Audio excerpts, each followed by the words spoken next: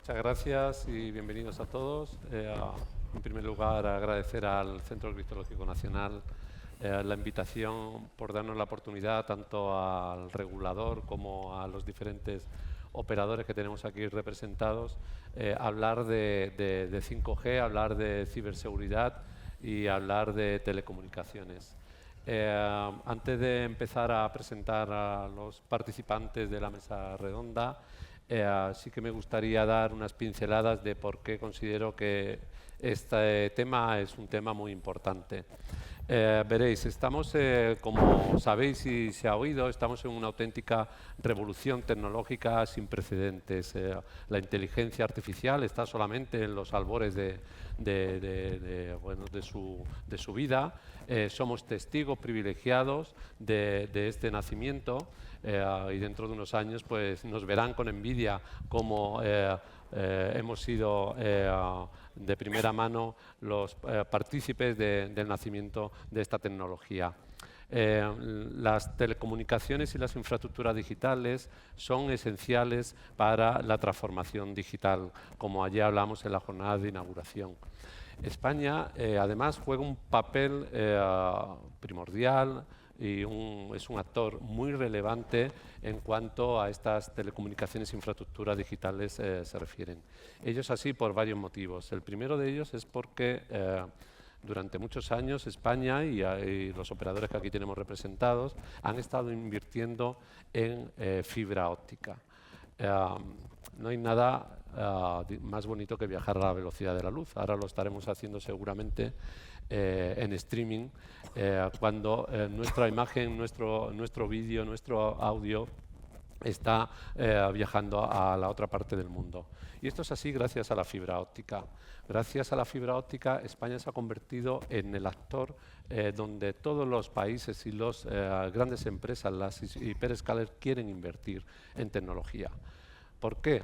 Porque sus centros de datos se están ubicando aquí, sus cables submarinos se están terminando aquí, ya que la península es un lugar primeramente seguro, con una infraestructura ya implementada de telecomunicaciones muy robusta y muy potente, y tercero, desde aquí pueden dar servicio a media parte del globo.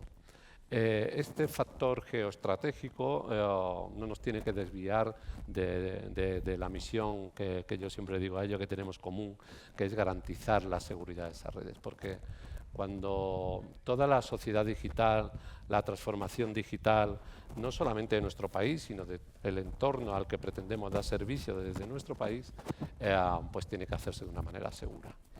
Y hablando ya específicamente del 5G, yo que soy ingeniero de telecomunicaciones, o de informática, perdón, cuando llegué aquí a esta casa, bueno, pues de telecomunicaciones sabía algo, pero allí hay gente que sabe mucho. Además está muy parcelado. Uno lleva que si el espectro, el otro lleva que si los operadores, que el otro lleva las satelitales. Y es gente que sabe mucho y del que tratamos de extraer ese conocimiento. Y me di cuenta de que las telecomunicaciones, sobre todo el 5G, no son la parte radio, que es lo que puede entender la ciudadanía que está ahí fuera, sino que cuando llegas a una antena empiezas a tirar del cable de fibra óptica, llegas al core de la red, sigues tirando, llegas a un centro de datos, sigues tirando, llegas a un cable submarino que resulta que cruza el océano y conecta dos centros de datos de dos hiperescalers o dos compañías, como pueden ser cualquiera de las que tenemos aquí representadas. Y te das cuenta de la importancia de esa infraestructura y de la importancia de garantizar la seguridad de los cables submarinos, de los centros de datos, de la fibra terrestre, de las conexiones satelitales y sobre todo del 5G. El 5G ha venido para cambiar muchas cosas. 5G, cuando hablo de 5G, hablamos de 5G, 6G y las venideras. Ha venido para cambiar muchas cosas. Los casos de uso, que pueden ser desde la conducción autónoma, la industria conectada 4.0, la telemedicina, etcétera. Solamente estamos también en los albores de lo que somos capaces de imaginar de todo el potencial que va a tener esta tecnología. Va a cambiar nuestra sociedad, la está cambiando ya, de hecho. El límite estará en nuestra imaginación y en nuestro presupuesto. Dicho esto, voy a pasar a presentar a los componentes de la mesa en la que pretendo tratar, por un lado, la importancia de todo esto que acabo de decir y, por otro lado, los riesgos y desafíos que tenemos con esta tecnología, que son muy concretos y muy específicos, a los que ya teníamos riesgos y desafíos de seguridad de otras tecnologías y otras arquitecturas. Así que, sin más, me vais a permitir presentar, empezando por mi izquierda, tenemos a Patricia Díez Muñoz, representante de Telefónica, es la Global Security Director for Networks and Systems en Telefónica, CTIO. Patricia ha estado trabajando en el sector de las telecomunicaciones durante más de 24 años, en seguridad, en Telefónica durante más de 13. Su posición actual es directora de seguridad global para redes y sistemas plantea un desafío en este ecosistema en constante evolución. Sus principales responsabilidades incluyen la estrategia de seguridad global en Telefónica para redes fijas y móviles y plataformas, BSS o OSS, pruebas de seguridad en implementaciones, participaciones en los diferentes organismos de estandarización y colaboración con ENISA, la Agencia Europea de Ciberseguridad, como saben, en diferentes grupos de trabajo de certificación, seguridad de 5G, de inteligencia artificial, servicios gestionados, etcétera. Patricia, bienvenida. Gracias. Impresionante tu currículum. Tenemos a su izquierda a Laura Baus, Head of Cybersecurity, CISO de Vodafone España. Laura cuenta con una extensa experiencia en el campo de la ciberseguridad, ha trabajado para algunas de las grandes empresas en telecomunicaciones y banca. Actualmente lidera el equipo de ciberseguridad en Vodafone como CISO y recientemente ha publicado un libro con la editorial Anaya llamado Ciberseguridad Paso a Paso, diseña tu estrategia, que ya me lo pidió para Reyes. Laura cree firmemente en que las empresas no pueden tener éxito sin la digitalización y al mismo tiempo la digitalización no puede sobrevivir sin seguridad. Esa visión es la que me encanta, Laura. Bienvenida. A la izquierda tenemos a un conocido por todos, a nuestro querido José Ramón Moleón Martínez, responsable de seguridad de la información CISO de MasOrange. José Ramón inició su trayectoria en el ámbito de la seguridad de la información en 2006, coincidiendo con la creación del grupo Orange en España. Un año después, en 2007, asumió el cargo de responsable de seguridad de la información CISO. Es ingeniero superior de telecomunicaciones por la Universidad Politécnica de Valencia. Te quiero decir que yo también estudié allí. Y aprovecho para mandar un recuerdo para todas las personas de Valencia, una ciudad donde pasé 7 años de mi vida, de la que tengo un recuerdo tremendo y que tan mal lo están pasando ahora.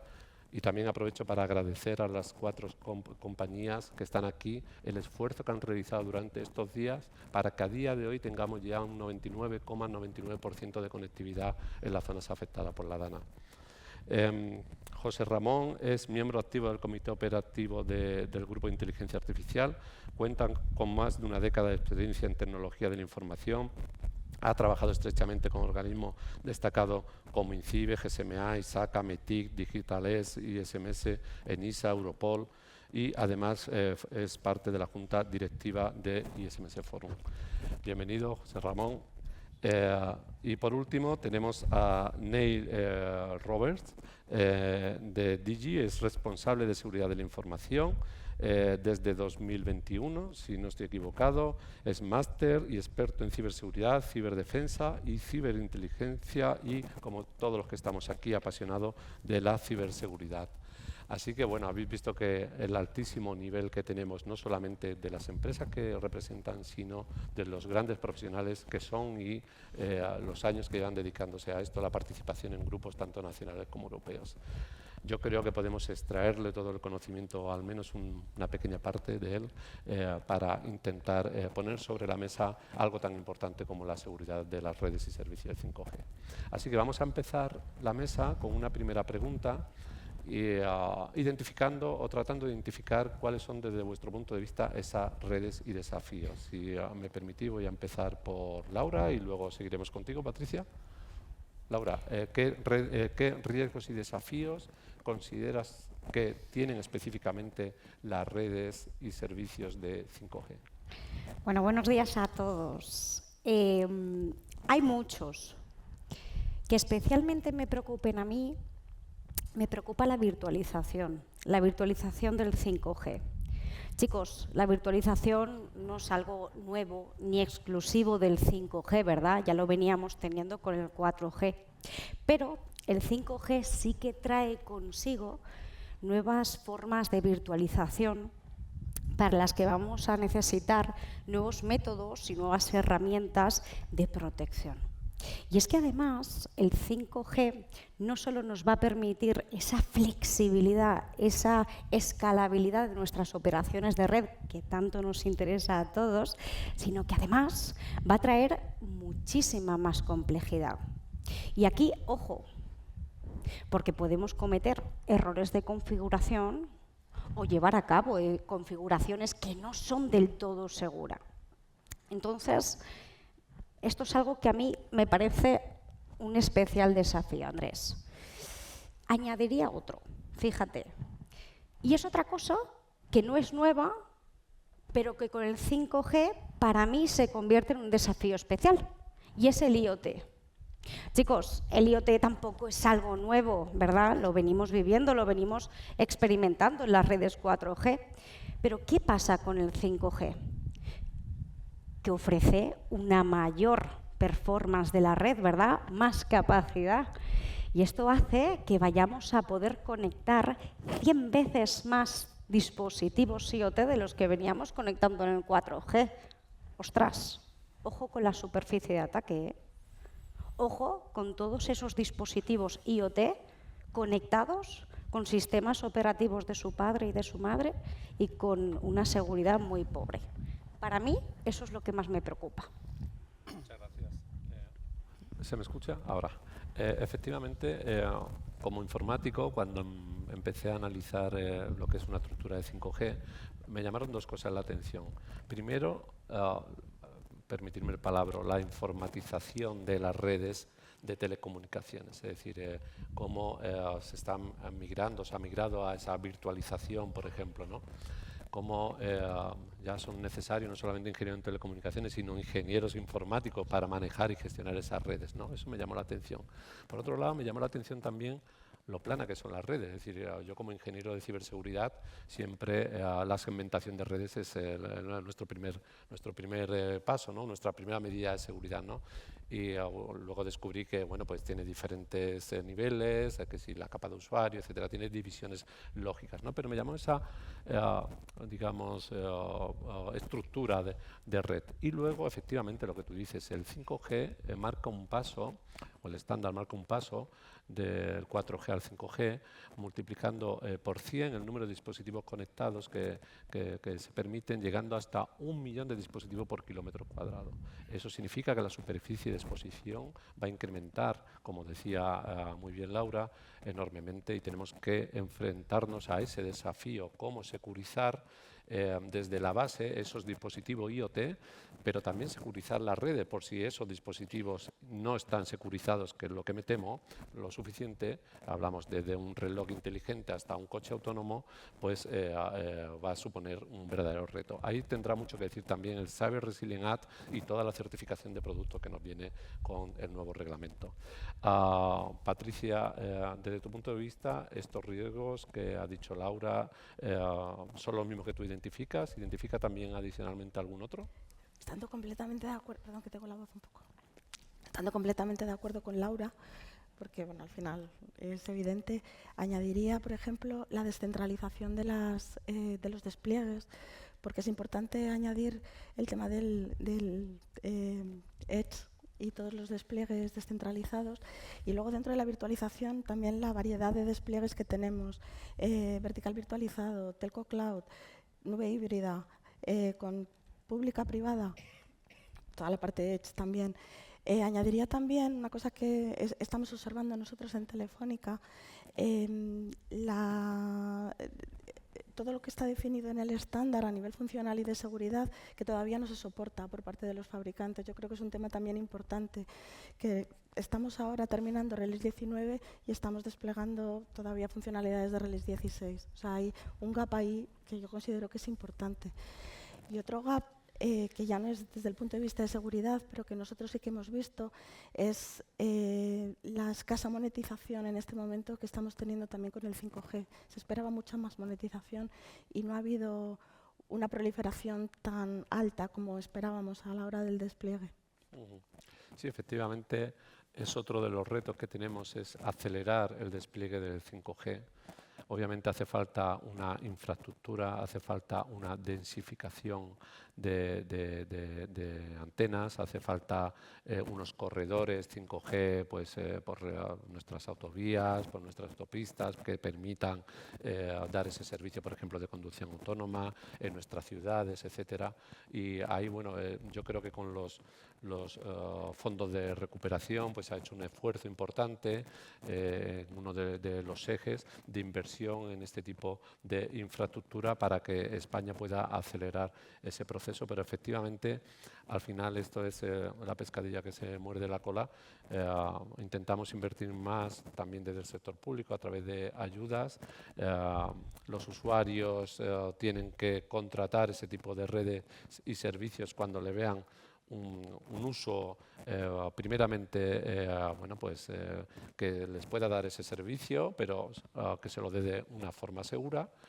Y si eso es así, pues irá creciendo porque vosotros podéis monetizar más y al final podéis invertir más en infraestructura y se pone en marcha esa rueda de la industria, ¿no? Sabemos también que el sector de las telecomunicaciones está en bueno, pues en una reconfiguración, sobre todo en los últimos 2-3 años, continua. A ello han venido también pues de otros actores, donde bueno, pues, también se están metiendo en dar esa parte de servicios de telecomunicaciones o de cloud.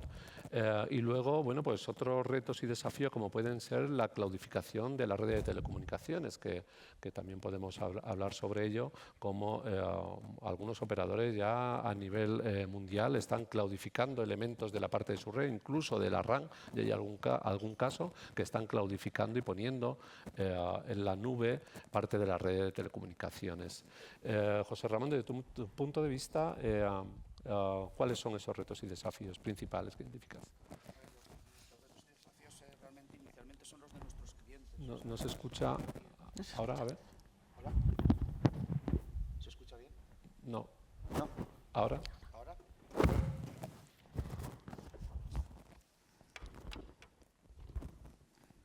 ¿Ahora?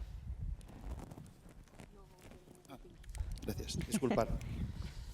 A ver, los desafíos inicialmente son los de nuestros clientes, o sea, lo de las necesidades que ha ido teniendo la sociedad y que nosotros tratamos de dar una solución. Ese es el primer reto.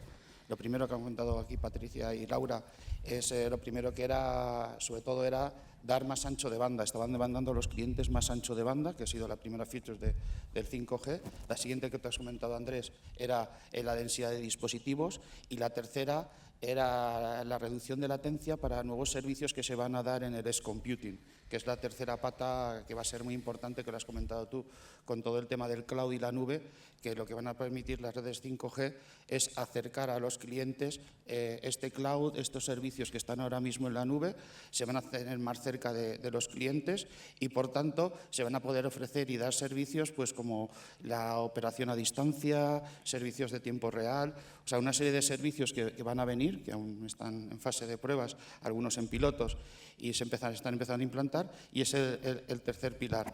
Evidentemente, esto es un reto porque al final conjugamos muchas tecnologías, o sea, no estamos hablando de una sola tecnología, estamos hablando de virtualización, comunicaciones, o sea, entra en juego todo. Entonces, al final es, pues bueno, como decimos, es una tormenta perfecta que hay que securizar. Y luego ya el reto a añadir es que la ventaja que hemos tenido y que hay es que el 5G es una tecnología que ha nacido, y de las primeras tecnologías que nace con seguridad por diseño.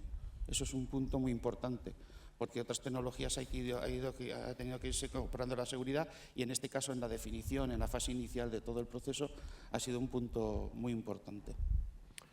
Has dicho un término que a mí me encanta y que también descubrí cuando llegué aquí, que es la latencia, ¿no? Y la importancia de la latencia, ¿no? Cuando desde el punto de vista de seguridad informática analizaba la seguridad de las redes de 5G, pues dices, pues ponemos un firewall, o ponemos un IDS, o ponemos un IP, y te dicen, para, que aquí la latencia es lo que manda. Estos elementos pueden generar distorsión o pueden generar retardos. En esa latencia, el edge computing obviamente es digamos el invitado principal, ¿no? que tiene que tener un papel primordial, digamos, de lanzar esa capacidad de computación no solamente lo más cerca al usuario, sino en el propio dispositivo, ¿no? Para que os hagáis una idea, un coche autónomo de conducción autónoma genera 4 terabytes de información al día. 4 terabytes de información. Ese coche tiene que hablar con otros que estén alrededor, tiene que hablar con los semáforos, tiene que hablar con los servicios de emergencia, tiene que hablar con las ciudades inteligentes. Para ello, para que el tiempo real sea posible, la latencia es el elemento clave. El estándar aspira a tener 1 milisegundo de latencia, es decir, tiempo real. Actualmente, las aplicaciones de carácter medio tienen 65 milisegundos de latencia. Eso traducido a la velocidad de la luz en kilómetros son 5.500 kilómetros. La velocidad de la luz, como sabéis, son 300.000 kilómetros por segundo. Si trazamos una circunferencia con ese radio de 5.500 kilómetros desde el centro de la península, desde Madrid, llegamos a toda Europa, a parte de África, parte de Asia y parte de América.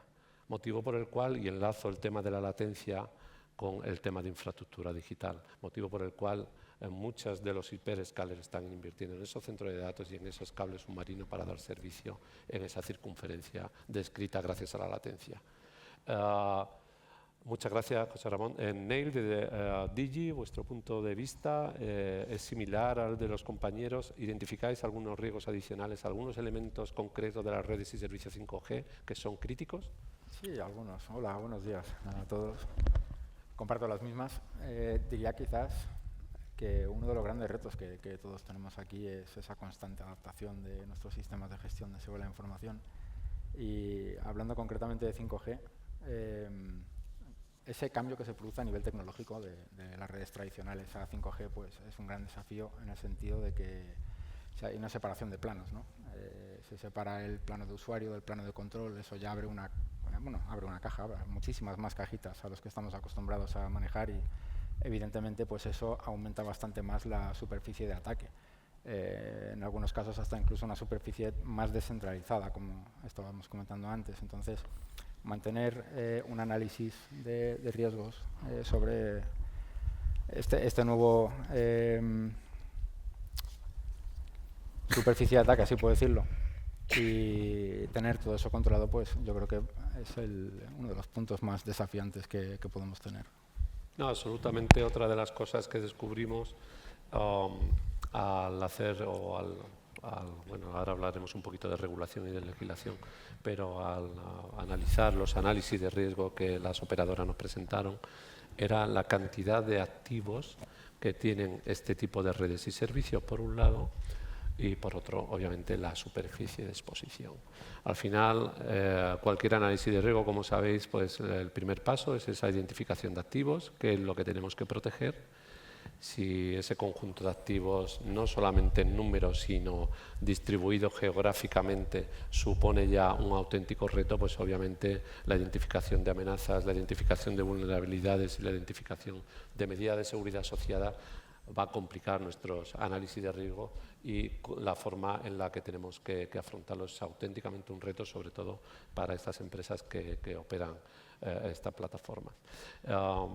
Quería cambiar ahora, bueno, antes de cambiar quería también poner yo sobre la mesa un reto y desafío que considero fundamental.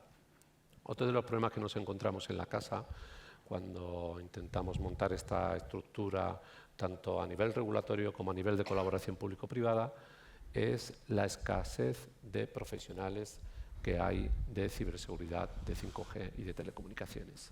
Es decir, hay expertos en telecomunicaciones, hay menos expertos en ciberseguridad, pero lo que no hay son gente como ellos de expertos en ciberseguridad en telecomunicaciones. Esto es un reto muy importante, sobre todo desde el punto de vista de la administración. Nosotros estamos trabajando en un plan formativo para pues adaptar curricularmente a aquellos expertos de ciberseguridad expertos en ciberseguridad en telecomunicaciones y a aquellos expertos en telecomunicaciones en añadirle la capa de ciberseguridad. También es un reto porque no existe mucha formación, es decir, por supuesto no existe nada de formación reglada, por un lado, no hay grados, no hay máster, los grados y los máster que hay de telecomunicaciones dan como mucho una asignatura de ciberseguridad, en el mejor de los casos otra de auditoría.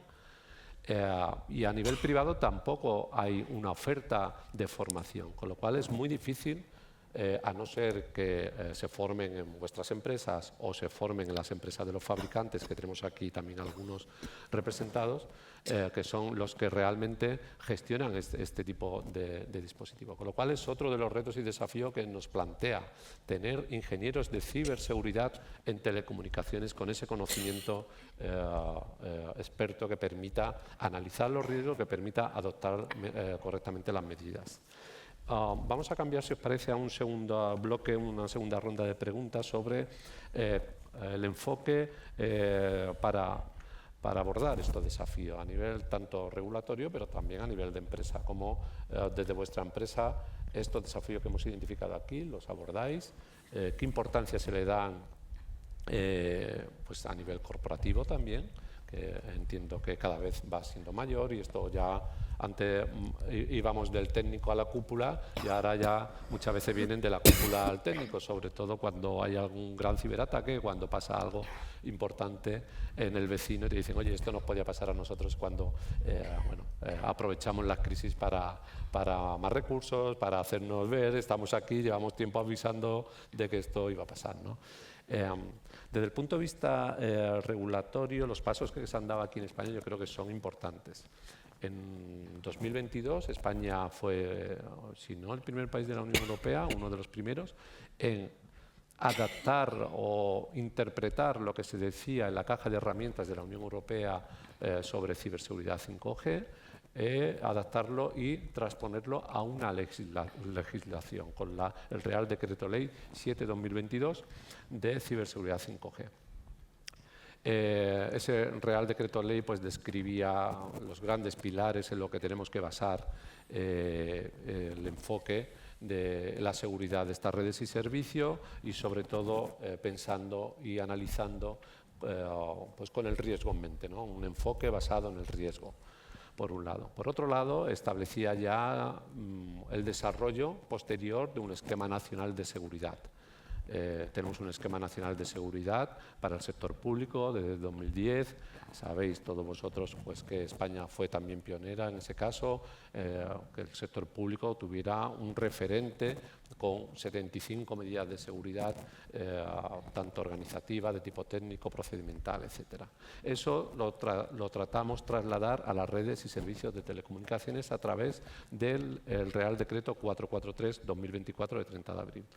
También tuvimos suerte cuando el Consejo de Ministros nos asignó el número 443. Todos los que somos informáticos pues sabemos que es el puerto seguro, y ya a mí no se me olvidó nunca el número del Real Decreto, ¿no? Y en el Esquema Nacional de Seguridad de Redes y Servicios 5G se describen un conjunto de medidas, tanto técnicas como operativas, operacionales, como también de tipo estratégico para securizar estas redes.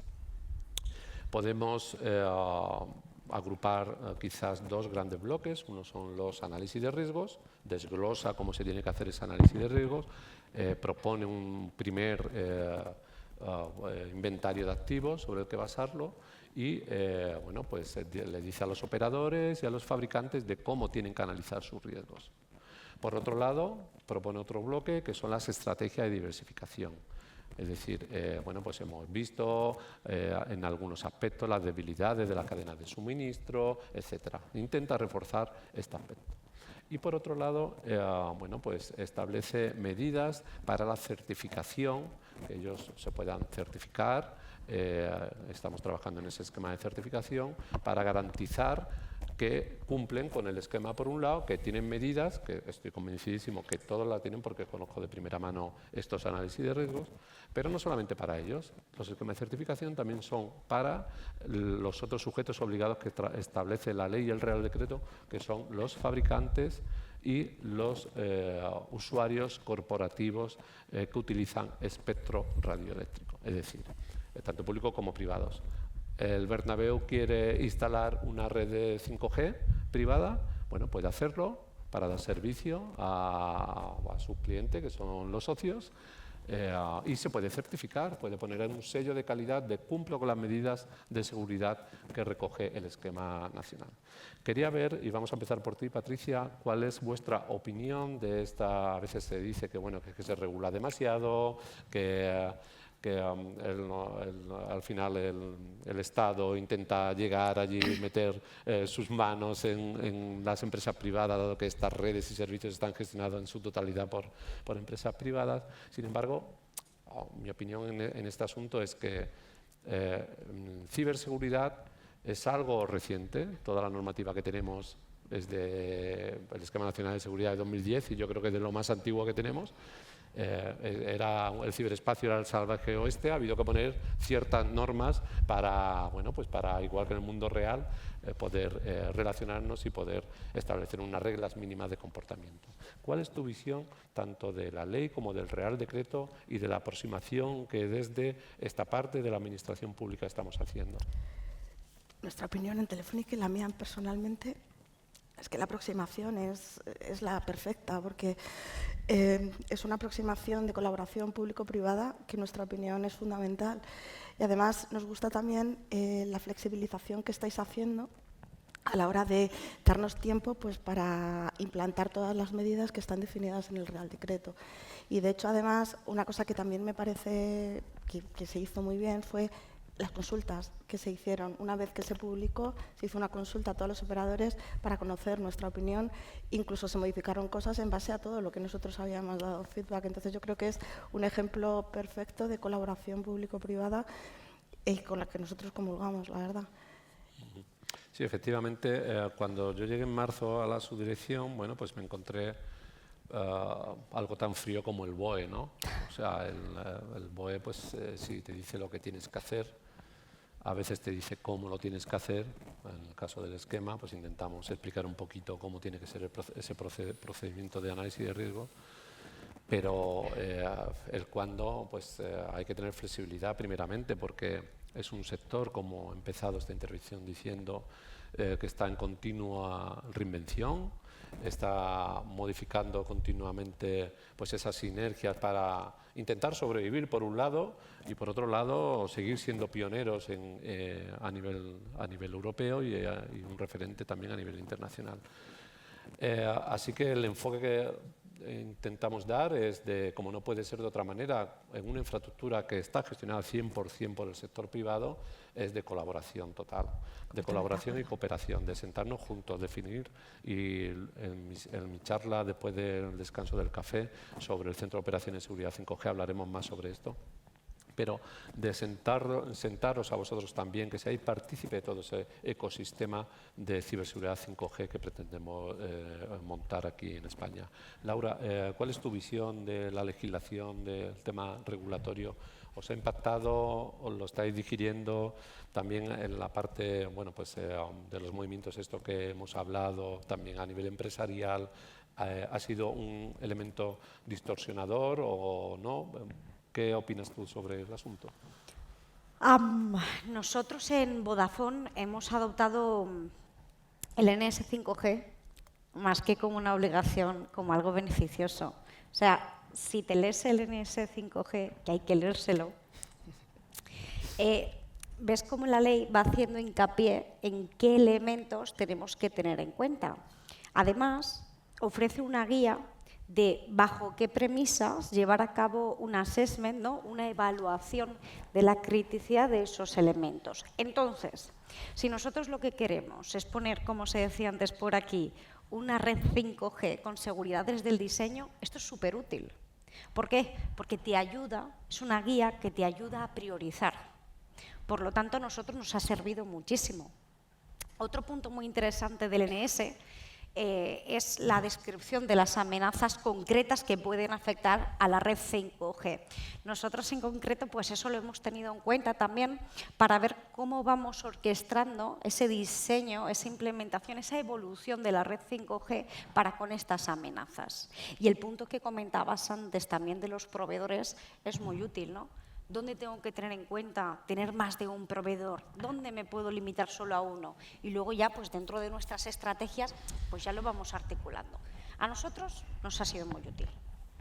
Muy bien, me alegro que el BOE sea útil.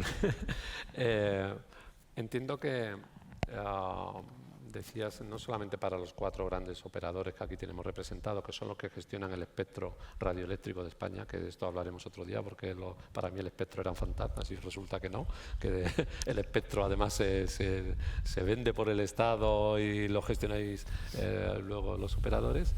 Me alegra que sea útil no solamente para vosotros, pero donde yo creo que puede encontrar realmente la utilidad es en los usuarios corporativos que no tienen esa concienciación o esa formación en seguridad, que tengan una guía mínima que les ayude a transitar la instalación de manera segura de sus redes y servicios 5G. Yo creo que ahí puede aportar también un valor extraordinario. Una de las cosas que queremos trabajar es en desglosar cada uno de los artículos y de las provisiones que vienen en el esquema y en la ley, para luego traducirlo también en guías de configuraciones seguras, bueno, pues como se hizo con el Esquema Nacional de Seguridad, guías de parametrización, etcétera, etcétera, que ayuden y ya bajen al barro, al terreno técnico, todas esas necesidades para que las redes y servicios sean seguras. Así que yo creo que nos queda todavía camino por hacer, pero bueno, las bases, el cimiento de la casa está ahí. José Ramón, ¿tu opinión sobre esta ley y el Real Decreto?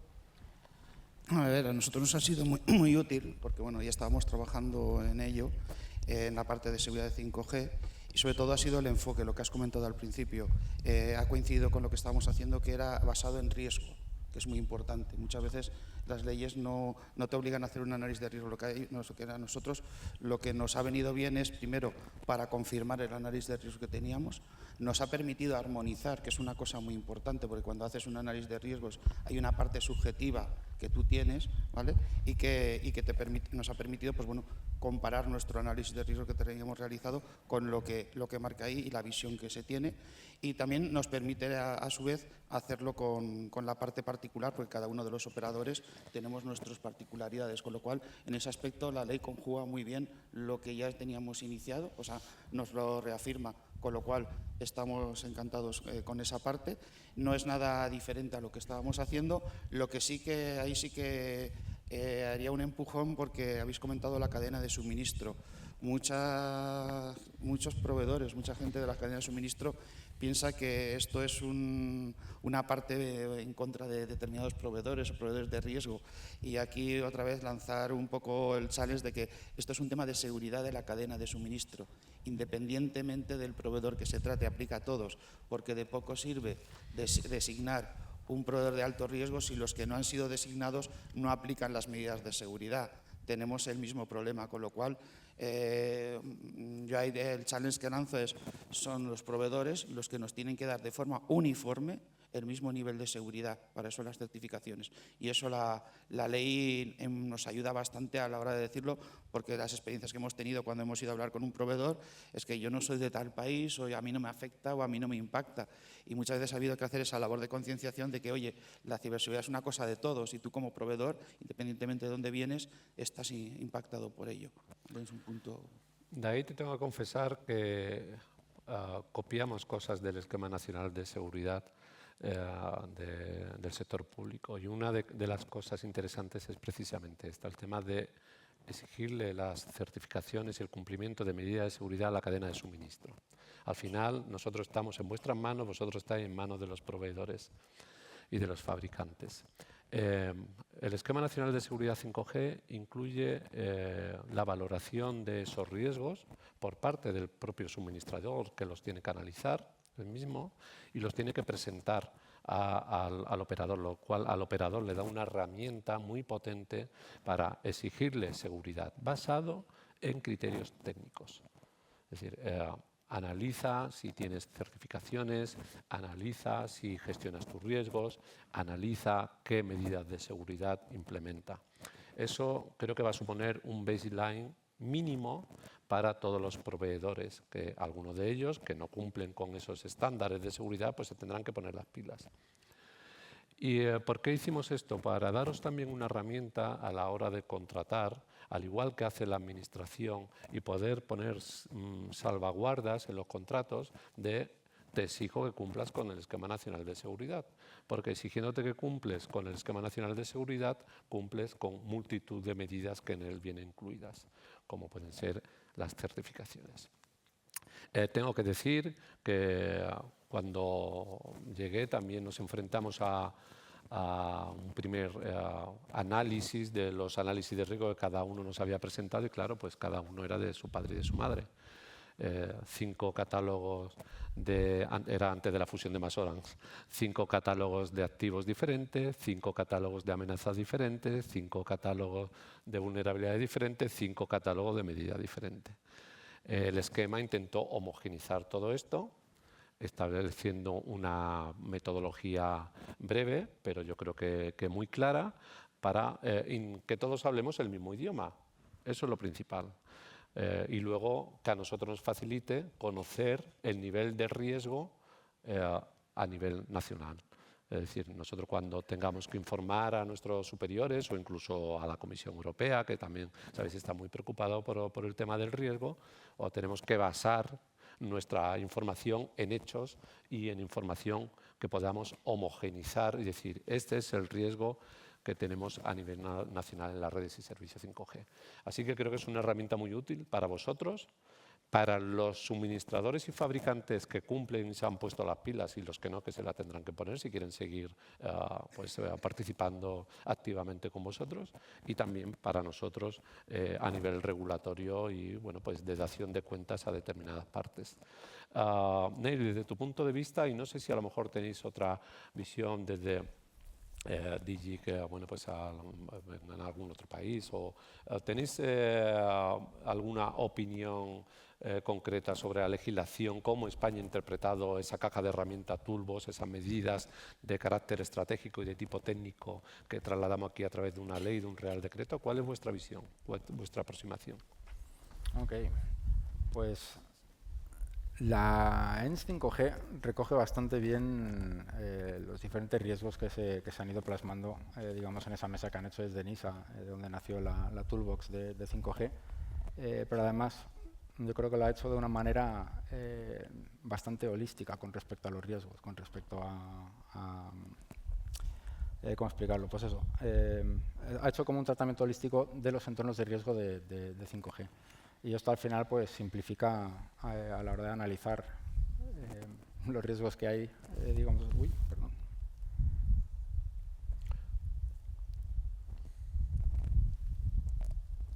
Vale. Por ir un poquito más atrás, diría lo primero, dar las gracias otra vez con respecto a esas consultas que hemos podido tener con la confección, digamos, de la legislación, porque eso al final ha ayudado mucho a poner puntos en común con las diferencias que podemos tener y las igualdades también que podemos tener. Pero sobre todo también el ver que ha ido muy en línea de los controles de marcos normativos, digamos, con los que todos nosotros ya hemos ido trabajando, como puede ser la ISO 27001 o los controles propios de la ISO 27002. Y creo que también habría que hacer aquí una pequeña mención a Marguerite, como metodología de gestión y análisis de riesgos, que es probablemente uno de los pioneros que hay a nivel europeo o a nivel mundial, es español, Marguerite, y desde luego es uno de los más consolidados y maduros. Muy bien. Estamos trabajando, bueno, ellos lo saben, os lo digo a la audiencia, estamos trabajando desde el Centro de Operaciones de Seguridad 5G en una herramienta específica de análisis de riesgo de redes y servicios 5G que se llama STER. Hemos seguido también la tradición del CCN de poner nombres femeninos además a las herramientas, lo cual creo muy acertado. Y STER, que ahora no recuerdo las siglas que significan, pero bueno, es nuestra herramienta de análisis de riesgos, donde tenemos un catálogo específico de activos, donde tenemos un catálogo específico de vulnerabilidades, de amenazas y de medidas de seguridad de controles. Creo que esto también aportará en un futuro una riqueza y nos diferenciará de otros países en la gestión de estos riesgos. En referencia a la certificación, aquí trabajamos, y el esquema y la ley lo recoge, en dos vías. Por un lado, la certificación contra el esquema, es decir, estamos desarrollando un esquema de certificación del esquema, valga la redundancia, estamos trabajando con ENAC. para definir este esquema, estas instrucción técnica de seguridad, etcétera. Quería conocer cuál es vuestra visión de ese futuro esquema de certificación, pero por otro lado también, en cuanto a certificación se refiere, sabéis que, y tú sobre todo, Patricia, que está muy metida en ello, también el resto, el esquema de certificación europeo, que bueno, se está esperando como agua de mayo, parece que hay ciertos retrasos, donde es un esquema de certificación de 5G, pero mucho más técnico, que baja ya a la certificación de determinadas partes de las redes, de los dispositivos, de los módulos existentes, desde la SIM hasta los equipos de comunicación, ¿no? La certificación yo creo que debe existir, debe ser un valor añadido, debe aportar también valor a quien la obtiene, obviamente, para obtener contratos, para demostrar que cumple con esa medida de seguridad y garantizar esa cadena de suministro. ¿Cuál es vuestra visión de la certificación desde el punto de vista del operador? ¿Os es útil las dos certificaciones, es decir, la certificación de cumplo con el Esquema Nacional de Seguridad y la certificación que se está desarrollando a nivel europeo dentro del marco de certificaciones que está trabajando ENISA, que tenemos aquí también representantes, y vosotros del grupo de trabajo de expertos? Mi opinión es que es muy necesario y, como tú dices, es una palanca para asegurarnos de que lo que estamos desplegando al menos tiene el sello y para forzar a los fabricantes a seguir no solo la seguridad de lo que ellos están implementando, sino también en toda la cadena de suministro, porque una de las cosas que se ve dentro de la certificación es todo el proceso de desarrollo, porque al final lo que nosotros vamos a certificar es un producto, pero el producto tiene un software, pero no vas a poder certificar cada versión de software. Entonces es muy importante el certificar toda la cadena de suministro y cómo ellos desarrollan ese software. Yo creo que es lo que aporta valor también en ese aspecto. Como tú decías, a nosotros nos da una palanca para ponerlo dentro de nuestros procesos de compra y decir, tenéis que cumplir esto. ¿Por qué? Porque eso va por contrato. Entonces, en el momento en el que podamos tener un problema, tenemos una palanca también ahí. En 5G en concreto, se ha dividido la certificación en dos partes, como tú decías. Una parte es la de la eSIM, que es muy importante, porque en un futuro todos los terminales tendrán no solo una eSIM, por ejemplo, en iPhone yo creo que tienes hasta 14 distintas, que puedes tener distintos perfiles con distintos operadores, incluso con el propio fabricante de terminal. Entonces es muy importante que eso se certifique también el proceso de implementación. Y luego, por otro lado, el producto en sí de los fabricantes que quieran trabajar en Europa. Entonces, para nosotros es lo que tú decías, una palanca importante y, sobre todo, el formar parte de esa definición y de ese trabajo que estamos haciendo con ENISA. Entonces, bueno, por lo menos tener voz y voto en ese trabajo. Absolutamente no podemos estar mejor representados en nuestro grupo de trabajo. Conozco bastante a la agencia y la referencia de la aportación española y del conocimiento que ellos tienen durante años, pues es para poner en valor. Laura, ¿tu visión sobre la certificación es parecida? ¿Es una palanca que ayuda al operador, en este caso, a exigir a los fabricantes y a asegurar la cadena de suministro? ¿O puede llegar, en algún momento llegar a ser una traba, económica, o una elevación de precio por parte de esos fabricantes que se tienen que certificar? Al final tienen que trasladar ese coste a vosotros, entiendo. Bueno, tienen que trasladar el coste o no, porque si compiten entre ellos, al final es una cuestión de dar el mejor producto o servicio al mejor precio, con lo cual yo lo veo completamente necesario. Pensad una cosa, aquí no se trata de crear una red 5G por aquí o por aquí o por aquí, segura, sino de crear un ecosistema de tecnologías 5G seguras. Entonces, ¿cómo lo vamos a conseguir si no obligamos, igual que nos obligamos a nosotros mismos, a asegurar que esa seguridad está en el diseño? Es que no hay otra manera de conseguirlo, mi punto de vista. Absolutamente.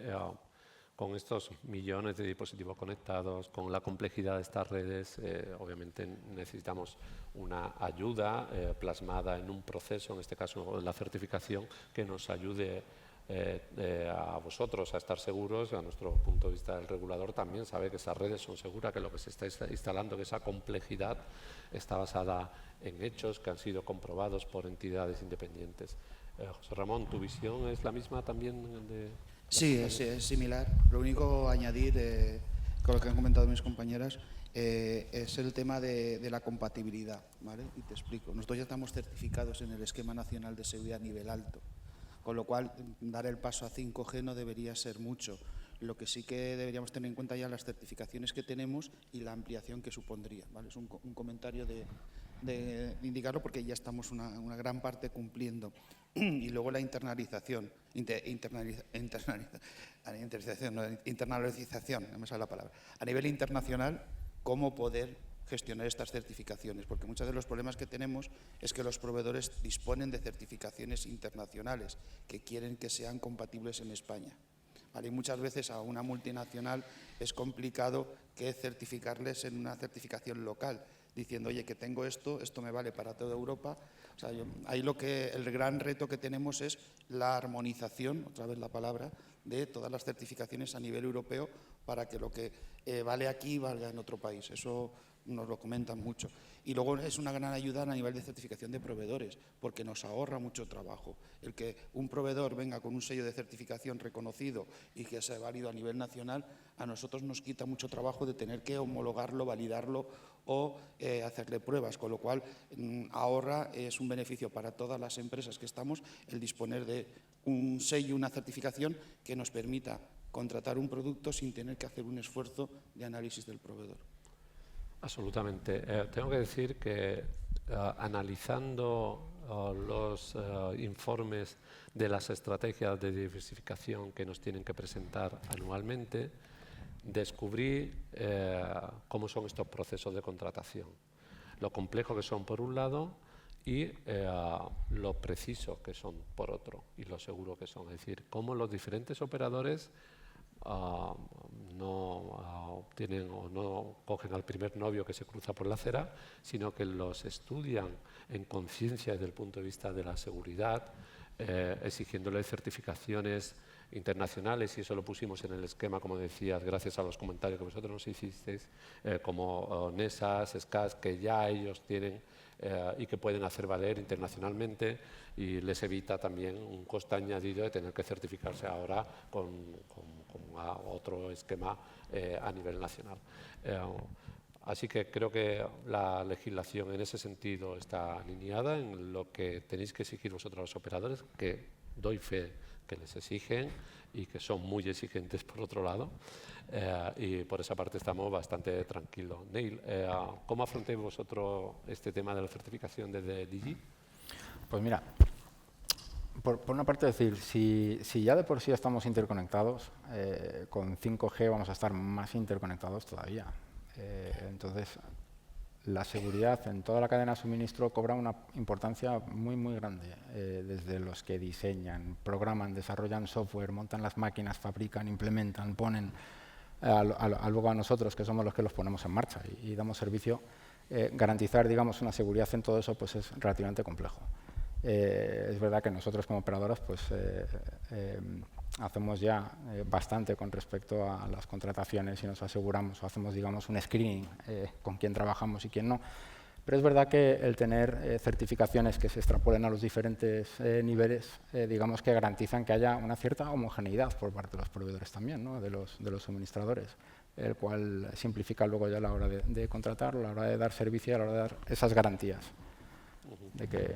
No, absolutamente. Yo creo que esto se tiene que complementar y verlo, lo he dicho al principio de la mesa redonda, con el Cyber Resilience Act, que creo que es la pieza que va a servir para securizar la parte, digamos, de los IoT, la parte más externa, que al final son los dispositivos que se conectan a vuestra red. Es decir, vosotros podéis securizar mucho la red, podéis establecer en un Real Decreto Ley, establecemos toda la medida de seguridad que queramos en un esquema nacional de seguridad muy potente, que si luego el dispositivo, este millón de dispositivos por kilómetro cuadrado, son inseguros, pues hemos hecho un pan con unas tortas. Entonces yo creo que el Cyber Resilience Act tiene que venir a complementar la seguridad de estos millones de dispositivos que se van a conectar a vuestras redes y servicios y que van a hacer uso de esas redes y servicios. Ya para terminar nos quedan 5 minutitos y solamente una visión, aunque después del café tenemos una charla específica que os invito a atender sobre el Centro de Operaciones de Seguridad 5G, un proyecto pionero, no solamente a nivel europeo, sino a nivel mundial. El enfoque que hemos querido darle al Centro de Operaciones de Seguridad 5G es un enfoque de colaboración público-privada, como decía anteriormente.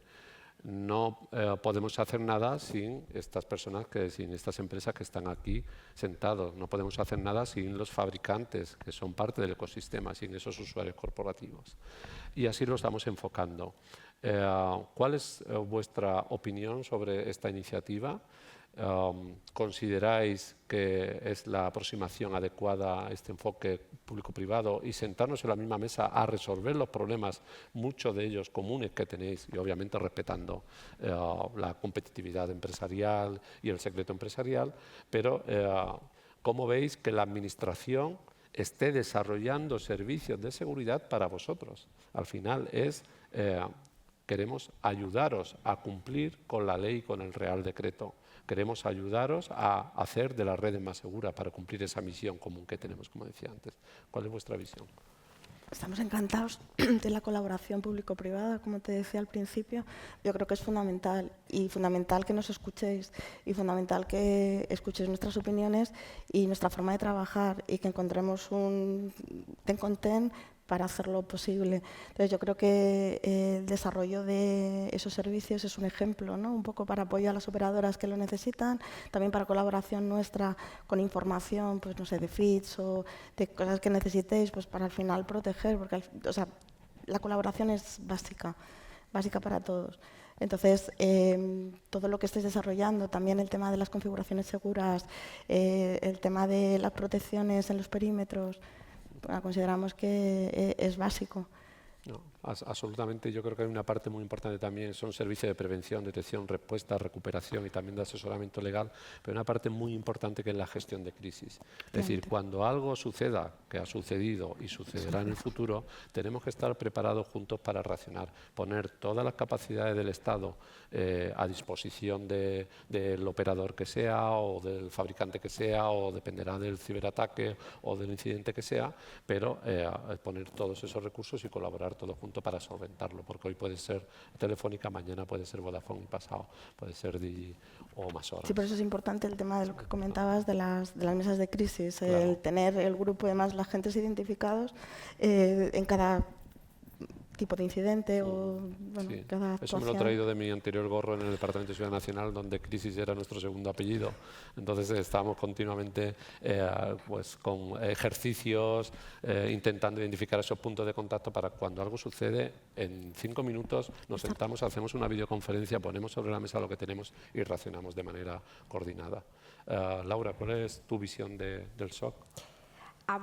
Yo vuelvo a un término que he utilizado antes, ecosistema, porque esto no se trata de trabajar en silos o separados, ¿no? Necesitamos esa colaboración público-privada para garantizar que ese ecosistema de tecnología 5G tenga una continuidad, que es al final el objetivo, ¿no? Esa seguridad de esa red crítica que creamos o no, es parte de la seguridad nacional. Claro. Ayer me decían en la mesa redonda, abriendo las jornadas, me decía Luis de la revista SIC, me preguntaba, dice, ¿te han visto beber cerveza con los operadores? Digo, es que si no me ven beber cerveza con los operadores, no estoy haciendo bien mi trabajo.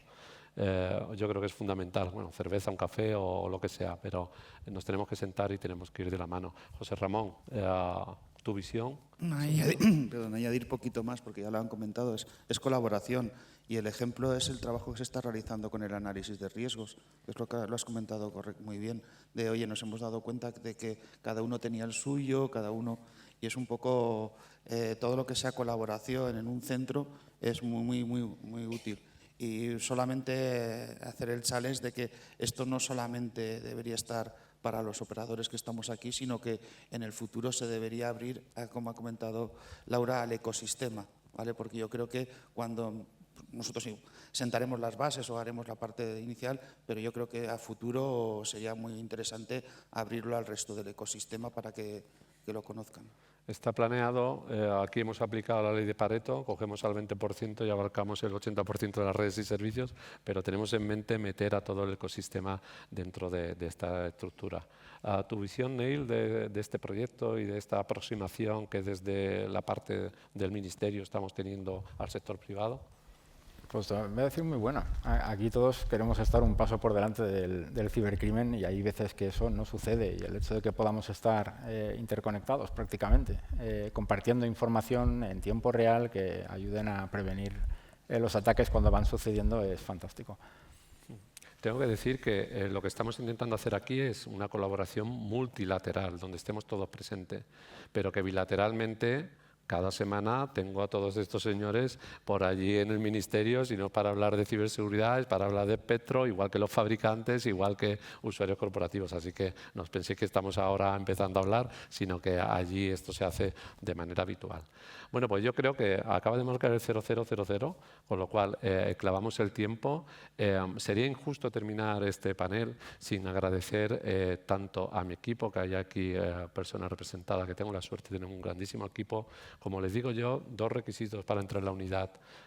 Gente buena, pero sobre todo buena gente. Gente buena podemos formarlo, podemos hacer cursos y podemos conseguirlo, pero buena gente sobre todo. Y creo que tengo gente buena y buena gente. Y sobre todo también al Centro Criptológico Nacional, de la mano del cual estamos montando este proyecto. Estamos muy tranquilos de la experiencia que tiene montando el SODELAGE, con el Esquema Nacional de Seguridad desde hace muchísimo tiempo. Y las empresas que también veo aquí, a empresas representadas que están colaborando con nosotros en este interesante proyecto, que están aportando su conocimiento, su experiencia, gente muy veterana y que, bueno, estamos aprendiendo muchísimo todos juntos. Y sobre todo quería pediros un gran aplauso para estas 4 grandes profesionales, 4 grandes empresas que para nosotros son el pilar de la sociedad digital del presente y del futuro. Un aplauso para ellos, por favor. Muchas gracias. Muchas gracias. Antes de levantaros, nos han regalado 5 minutos más, aunque habéis clavado el tiempo, efectivamente, porque han estado enviando preguntas a través de la aplicación muy interesantes. Así que, si te parece, Andrés, te las traslado y las gestionas con los participantes, teniendo en cuenta estos 5 minutos. Un reto que os dejo aquí. Venga, primera pregunta. Igual que se requiere realizar una red de SOC a nivel europeo, ¿habrá una red de SOC 5G a nivel europeo o esa red europea de SOC absorberá el 5G? Ay, esa me la sé yo. ¿La Venga, puedo pues contestar? vamos contigo. A ver, luego en la presentación, después del café, vamos a ver cómo tenemos la idea de incardinar el SOC 5G en la estructura de ciberseguridad nacional.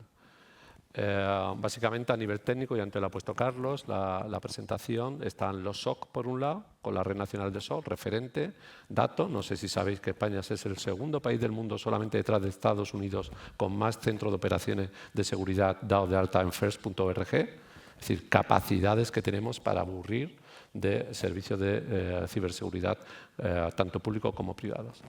Nuestra idea es que, por supuesto, el SOC 5G va a estar presente ahí en la Red Nacional de SOC y va a formar parte de todo el ecosistema de ciberseguridad, porque tenemos los enlaces. Tenemos 2 enlaces, 2 cordones umbilicales, uno que nos une con el Centro Criptológico Nacional y otro que nos une, por el ministerio donde estamos, con el INCIBE. Así que, obviamente, sí.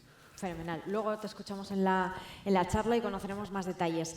Venga, otra de las preguntas. ¿Ven entre las operadoras la posibilidad de compartir incidentes de ciberseguridad o qué sugieren para trabajar juntos de forma activa? Venga, alguna de las operadoras, esa va para vosotros. ¿Quién se anima? José. Bueno, yo creo que es importante, perdón. Yo creo que es importante. O sea, al final esa colaboración nos ayuda a prevenir ataques que nos puedan ir saltando de operadora en operadora. O sea, al final, si todos pensamos en una comunidad de vecinos, si en un edificio específico, pues yo qué sé, se produce un robo, ya empezamos a tener índices de compromiso, ya empezamos a saber, pues fue a las 3 de la mañana, fue de noche, una furgoneta blanca, 4 personas, entraron por la fachada, a 4º piso. Entonces, esta información que se va compartiendo a nivel de índices de compromiso nos ayuda a que cuando a cierta hora empezamos a ver una furgoneta blanca ya todos estamos en alerta. Si encima ya se bajan personas para subir por una fachada, pues ya sabemos que tenemos que prevenir ese ataque antes de que suceda. efectivamente. ¿Algún comentario más? No, yo creo que el centro de operaciones es el centro de donde colaborar y que marque un poco las reglas de colaboración. Creo que debería ser el punto de conexión entre nosotros. Ese punto de encuentro. Venga, os lanzo la última, que es, entendiendo un centro de operaciones de ciberseguridad como un conjunto de servicios que son prestados a una organización, ¿delegarían los operadores privados parte de su seguridad en un centro de ciberseguridad operado por el Ministerio?